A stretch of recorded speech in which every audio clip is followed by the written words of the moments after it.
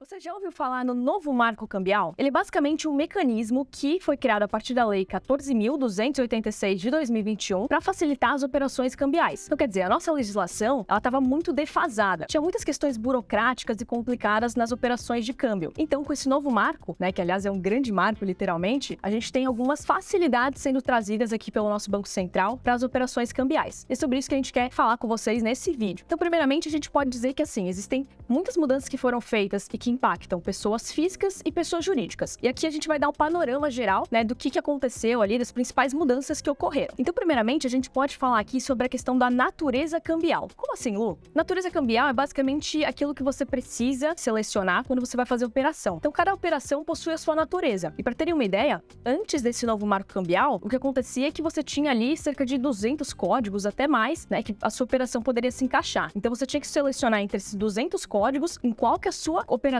se encaixaria. Então imagina a complicação de fazer isso, certo? É muita informação. Mas agora, com o novo marco cambial, as naturezas foram reduzidas para 8 códigos, cerca de 8 códigos, o que traz muito mais facilidade, concorda? É uma redução bem significativa. Bom, e além disso, também ocorreram mudanças na apresentação da documentação. Então, por exemplo, vamos supor que uma empresa, ela tem um histórico ali de operações cambiais que ela faz com o banco, que já é bem duradouro, então o banco já está acostumado com essa empresa fazendo operações ali com ele e sabe que essa empresa faz tudo certinho, de forma transparente, então conhece bem as operações ali da empresa e tem bastante confiança nela, Bom, o que acontece é que ele pode exigir menos documentações por entender essa transparência da empresa e ela geralmente faz todo o processo direitinho. Então isso é uma coisa também que ajuda, a diminuir, a questão da burocracia e tudo mais, esse tempo todo que leva para você juntar as documentações e enviar para o banco, geralmente, para fazer a operação. Bom, e além disso, a parte do enquadramento cambial também passou por uma alteração. Então agora, segundo o novo marco cambial, o que acontece é que fica a critério do cliente, colocar ali o enquadramento cambial da sua operação. E aí tem todo o suporte técnico do banco para fazer tudo isso. Mas o que acontece é que a gente tem ali algumas dúvidas também em meio a essa mudança. Porque o que acontece é o seguinte, imagine que o cliente entende que a operação dele se enquadra em determinada questão, só que o banco entende de uma outra forma,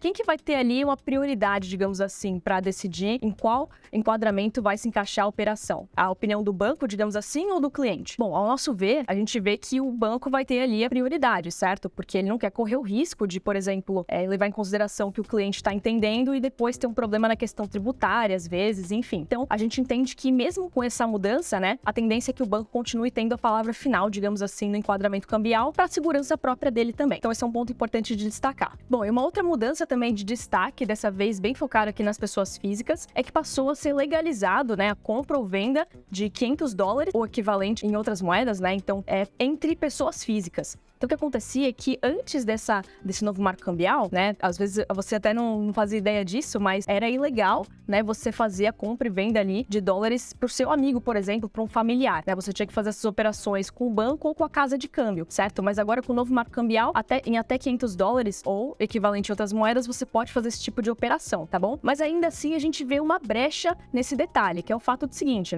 Poxa, como é que é essa questão de compra e venda de $500? Tipo assim, eu posso vender até $500 hoje de manhã para um amigo, e aí à tarde, se eu vender até $500 também para outro amigo, eu vou estar dentro da lei, da legislação, ou vai ser algo ilegal, Então, existe alguma brecha ali na parte como está escrita essa nova legislação, tá? Então, esse é um ponto interessante de destacar, porque assim, foram feitas tantas mudanças que às vezes no texto a gente consegue encontrar algumas brechas e algumas dúvidas também que ficam, tá? Então, fica essa questão. Às vezes a pessoa pode fazer assim, poxa, tá, eu posso vender ou comprar até $500, entre pessoas físicas. Então, tá bom, se eu for fazendo fracionado, eu posso chegar em valores grandes, Eu vou de 500 e 500 até chegar, sei lá, em 5.000 e assim por diante. Então fica essa dúvida, A gente ainda tem que ver mais detalhes que o Banco Central vai informar pra gente, ok? Bom, e por fim, ainda falando sobre mudanças para pessoas físicas, a gente tem o fato de que houve uma mudança, no limite de dinheiro ali que pode ser levado para viagens internacionais, tá? Então o que acontece é que o limite antes do novo marco cambial era de R$10.000 ali por CPF. Então cada pessoa podia levar no máximo R$10.000 para fora numa viagem internacional.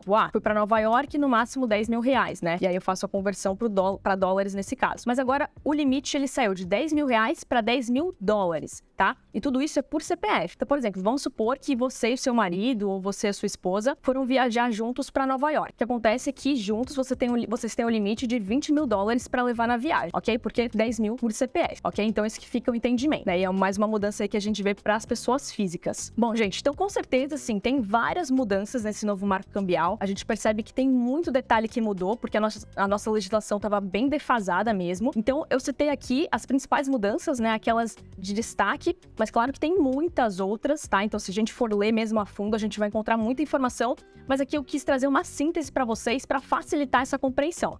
E claro, se vocês quiserem que a gente fale sobre mais mudanças do novo marco cambial, até alguma em específico, só deixar aqui nos comentários que a gente vai ter o maior prazer em ajudá-los e fazer um outro vídeo para esclarecer tudo isso e muito mais, tá bom? Bom, gente, então é isso. Muito obrigada por terem me acompanhado até aqui. Beijos econômicos para vocês e até o próximo vídeo.